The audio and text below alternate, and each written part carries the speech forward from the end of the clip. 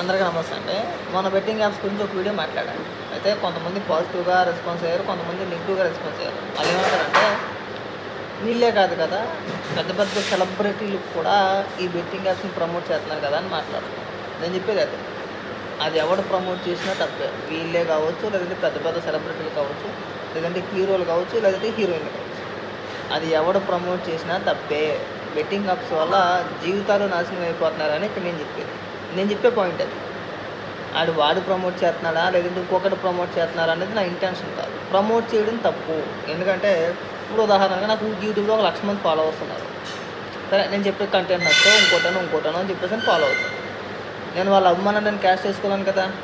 అలా అని చెప్పేసి ఏది పదార్థం నేను ప్రమోట్ చేయలేను కదా. మీరు ఈ బెట్టింగ్ యాప్లు ఆడండి, మీరు ఇందులో డబ్బులు సంపాదించుకుని నేను చెప్పలేను కదా. అలా చెప్తే ఏమవుద్దంటే, నేను జనాల మీద అంటే శవాల పైన చిల్లర ఎరుకోవడం అంటారు కదా, అలాంటిది అనమాట. అలాగే ఉంటుందని చెప్పి నాకు చెప్పే ప్రయత్నం. అర్థం చేసుకోండి అంతే.